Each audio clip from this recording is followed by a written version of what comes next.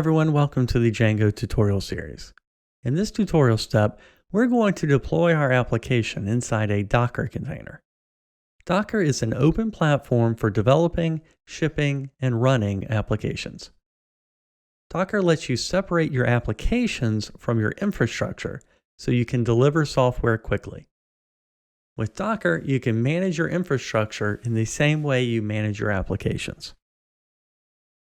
When it comes to Docker, testing, or CI/CD pipelines, these are subjects of their own. It requires a dedicated course to understand the topics and get into the depth of it. We will be doing a sneak peek into Docker, and I will show you how it makes our life easy. If you're interested to know more about Docker, then please visit the official website docker.com. If you're interested to take your knowledge to the next level, then get your hands on Kubernetes. It is an open source system for automating deployment, scaling, and management of containerized applications. For this tutorial, we will be focusing on using Docker. I'm going to create a Docker file in the project root. A Docker file is a text document that contains all the commands a user could call on the command line to assemble an image. We will be using the Python 3.9 Alpine image, which will be pulled from Docker Hub. Docker Hub is a service provided by Docker for finding and sharing container images with your team. You can store public-private images in Docker Hub, or you can go for AWS ECR, Elastic Container Registry. You may have observed that we are using the Alpine image. One of the easiest ways to optimize your Docker images is to use smaller base images. Alpine is a lightweight Linux distribution designed for security and resource efficiency.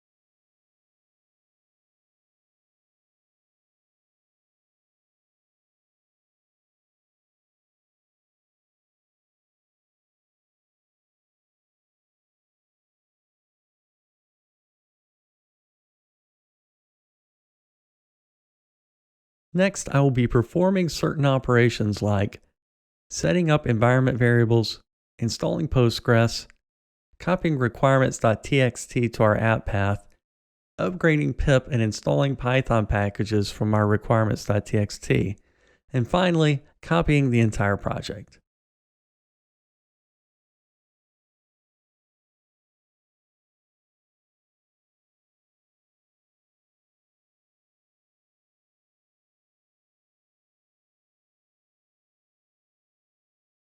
I will be creating a new file called docker-compose.yml.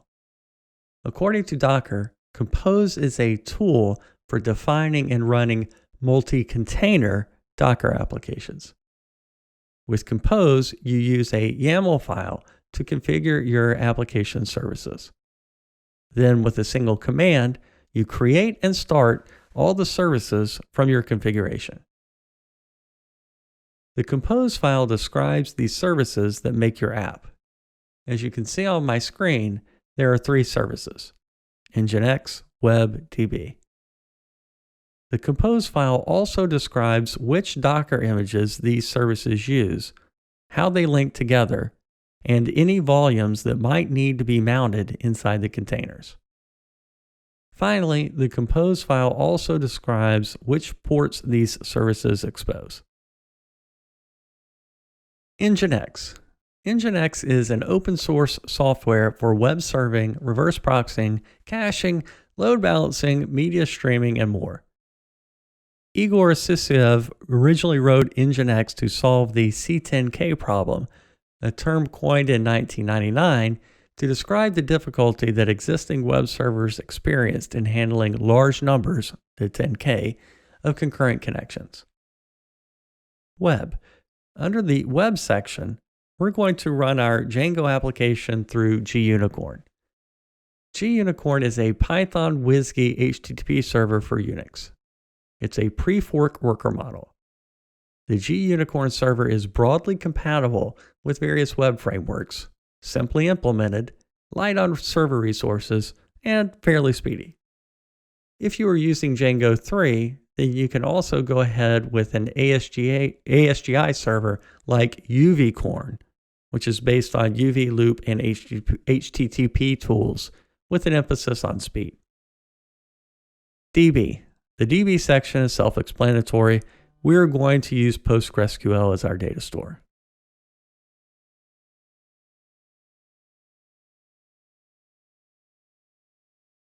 Moving to the next topic, I'll be creating an Nginx configuration file to proxy requests to our backend application. As you can see on the compose file at line number 8, we are mapping between a local path and the container path.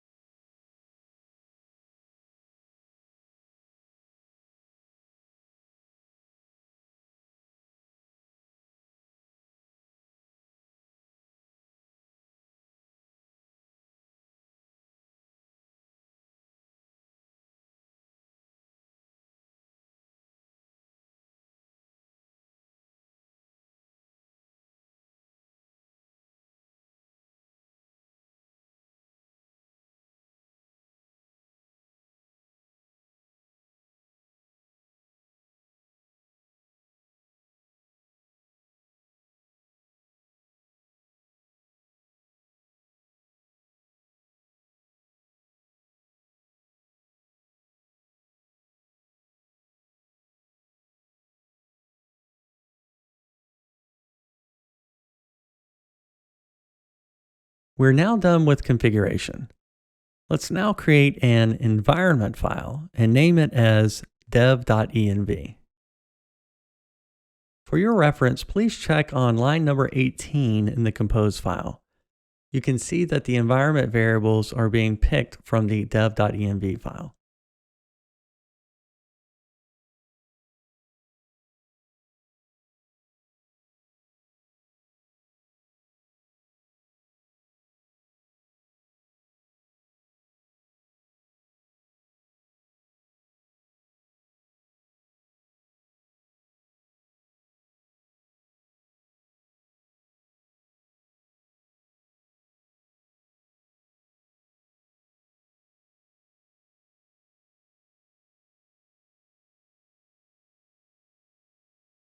Make sure to install the gUnicorn package and update your requirements.txt.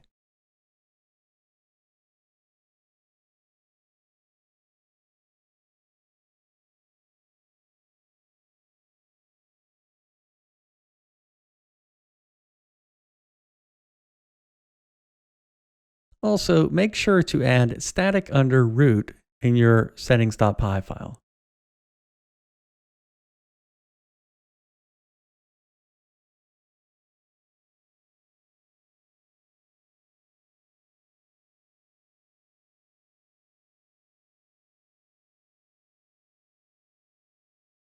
We've completed our configuration setup. Let's initiate the build process. I will type the command sudo docker-compose up-d-build. This command is going to build and run our containers in the background.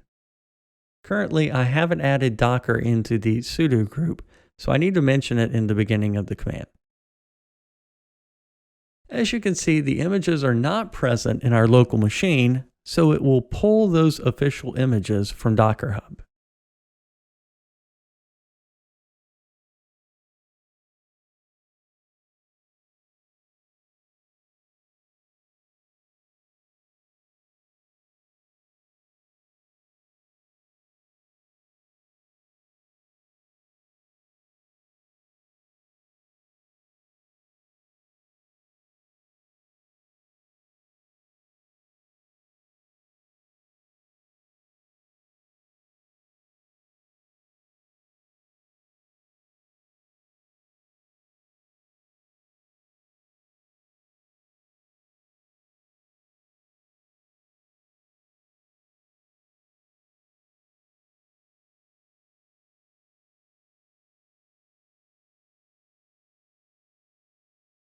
Our containers have been successfully created.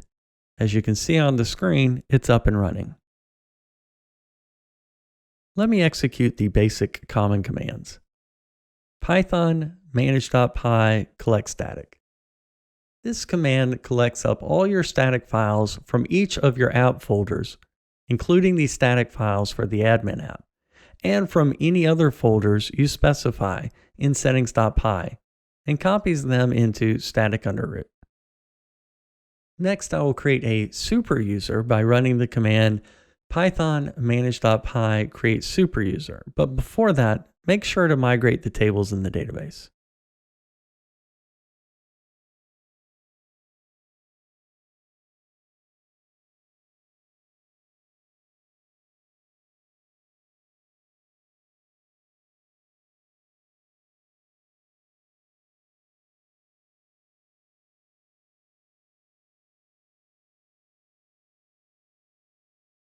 As we are using Nginx, that means it's running on the default port 80. We don't need to mention it explicitly.